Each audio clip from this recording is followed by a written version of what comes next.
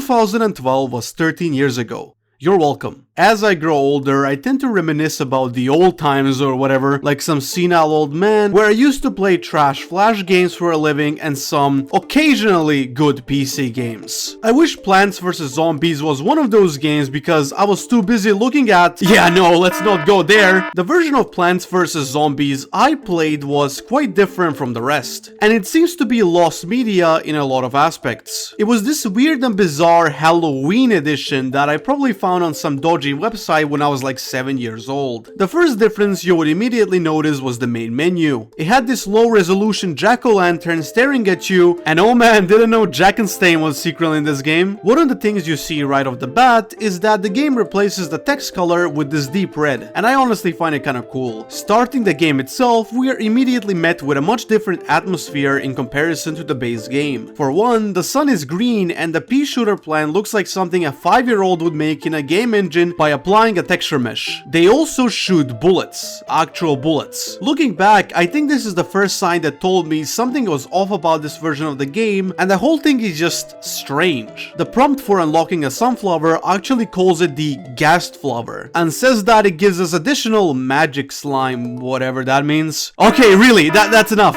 I suppose that gives us a bit more context into what this green stuff is, but at the same time, we are still left with many questions. The Zen Garden is also interesting in the sense that you actually water the crops with blood, indicated by the visuals on screen. Doing so rewards you with Halloween candies. The version of the game never changes the general gameplay much. All the levels stay the same and most of the zombies do too. However, a lot of the plants are modified in very bizarre ways. For example, the potato mine has been modified into this gaping jaw, which is quite graphic when it explodes. The lily pad is literally just red in a pool of blood. There's a goddamn kraken for some reason, and the cop cannon is just so nonsensical that I don't understand what it is even supposed to be. The only zombie that was modified was the Gargantuar, and last time I checked, the name of the game is Plants vs. Zombies, not Texture Meshes vs. Skeletons. P.S. There's also another zombie that was modified, but wouldn't talk about him. Crazy Dave was also changed into this weird version that honestly has nothing to do with Halloween. In fact, many things in this game straight up don't feel like they're meant to showcase Halloween at all. While there are a lot of references such as pumpkins and candies, I don't understand why there are bullets and pools of blood in the game. Not to mention these ungodly creations that us mortals cannot perceive. However, seeing as one plant is basically just a reference to Jason Voorhees, I believe the author of this version of the game didn't take themselves way too seriously when creating it. It is just so bizarre to me that someone even decided to make this in the first place. And instead of making it an actual Halloween edition, they made it more akin to some early internet creepypasta that scared children. One thing you may have noticed by now is that PvZ Halloween seems to be on an older version of the game, as it clearly lacks the achievements page and some other features. I am not entirely sure if this is how the game initially was or if it ever got any updates in the first place, but this is the version I have. All of this raises one very important question. Who made this version of the game and why? Why go through the trouble of even making something like this? And you may be thinking, how is finding the author even possible? I mean, the game supposedly came out in 2009 on some dodgy website that nobody can find. The author must be long gone, right? Well, there are some hints we can obtain from the game files and surprisingly the game itself. Let me start this search by saying that I actually lied to you. God, please don't unsubscribe. Once you launch the game, you're going to be met with a loading screen with the game title and this strange, bizarre and almost unsettling background. This background has kind of bothered me ever since I was a kid. It is completely unrelated to the game and only appears in this loading screen. You know, looking at it makes it seem like some old backgrounds from fucking Murloc RPG on like Newgrounds or something, I don't know. Reverse image searching the background led me to many websites, but it seems that this specific image is the origin point. Unfortunately, this is a dead end, as the image is completely unrelated to the game and was chosen as a stock photo. As to why it was chosen, well, maybe the creator really likes Murloc RPG. As for the game files, they include some quite interesting things, such as the game being priced at only $19.95. What a steal! This shows us that the creator of the version did not bother cleaning up the files at all, as a lot of these are just promotional material and assets from the old Capcom websites. What also pisses me off is how they decided to recolor the watering overlay to blood, but did not color the water bucket itself to a bloody red. Man, this developer was lazy. Going into the particles folder, however, shows us something interesting. there's an empty text document titled New Text Document made in 2010. The file name is actually in German, which leads me to believe the author just accidentally created a text file here and didn't remember to delete it. But it also leads us to the conclusion that the author themselves were German. So much for German efficiency. Unfortunately, the other folders do not have things worth talking about, other than some really poor script management and a strange JavaScript file that looks copied over from something else. However, in the Reanim folder, there is one file which completely shocked me. This very small credits image stating, "This mod was brought to you by TP." This is the first concrete piece of information regarding the author's identity. But finding them with just this though, that's another story entirely. The author seemingly only put their initials here, as TP is just an acronym for a full name. And unfortunately, there is absolutely nothing we can do with it. Thankfully, there are still some game files to go through that could lead us in the right direction. Inside the main folder, we can find two text files, install.log and readme.txt. I believe that the original version of the mod did not come with these files, and they were transferred here through that dodgy website I got the game from. Install.log is for the most part quite straightforward. However, we can immediately notice that the language is set to French. God, what are the French doing here? Considering the file was made in 2009, the German text document supposedly being made by the developer is not a valid theory anymore. The readme.txt is a lot more interesting. It contains a message thanking the user for downloading the game in a very shitty grammar. This poorly written text confirms my suspicion that the person who wrote it is the same person who used the installation to generate the install.log file, considering the readme file was made just about 10 minutes after the installation. The Forgive the Releases is most likely the website that was originally used to download the compiled version of the game by whoever uploaded it to that dodgy website. And as you could probably guess, I couldn't find anything about it on the internet. Lastly, the email is of course dead and there is no point in emailing it. Trust me. No, genuinely, do not bother emailing this.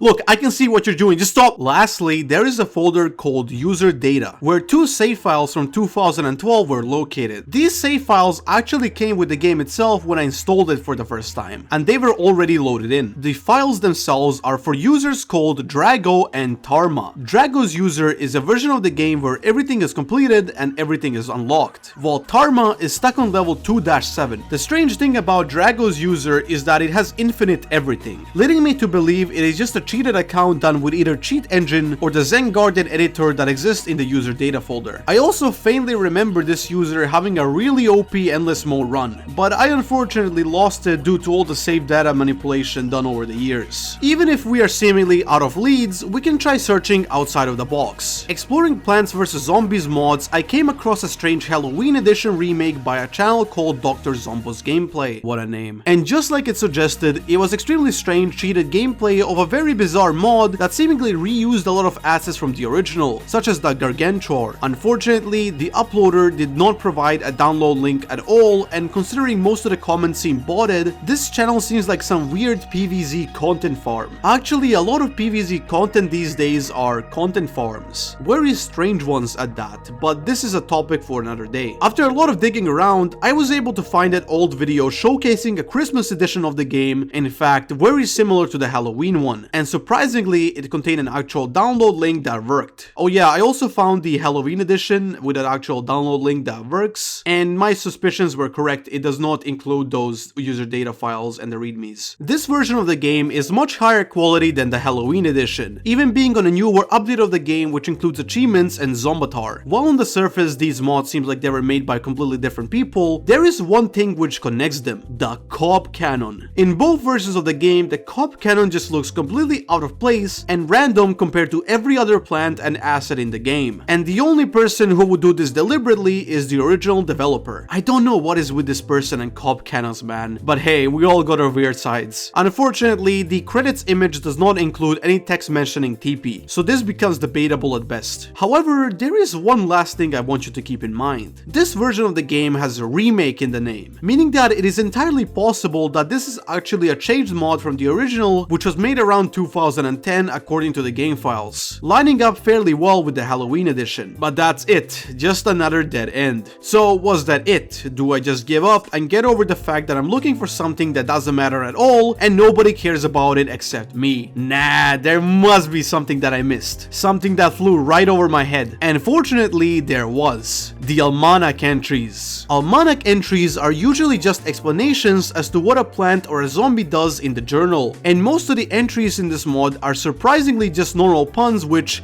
let's be real, are kind of cringe, just like mine, but complement the base game well. However, there are some weird ones. For example, the cabbage plant lacks any sort of entry and it's marked with 3 question marks. A lot of other plants are also like this, and it leads me to believe that this mod was actually unfinished, considering how many supposedly lazy decisions there are and unpolished features. Lastly, and most importantly, the Almanac entry for the Torchwood says this: Blixafish. For the first time in this pointless investigation, we have an actual lead. An actual unique username which can be traced on the internet. Searching up the name leads us to a Spore game page of the user. We can see their last activity was in 2010, lining up well to assume that this is one of the developers. Whoever this person was, they seem to be quite interested in Spore, and even had some friends on the page. But unfortunately, none of it leads to any activity or any other pages. While writing this, I also managed to find Blixafish's Spore wiki page, just containing a description of their OC. Their profile has also not been used since 2010, and there is only one comment, where an administrator calls it cool. Look man, I don't know what you find cool here. This is the ugliest thing I've seen in my life. So while this is where the trail ends, here is what I think really happened. The mod was developed in 2009 by someone called TP and Blixafish. They unfortunately could not finish the mod and moved on to work on the original Christmas edition.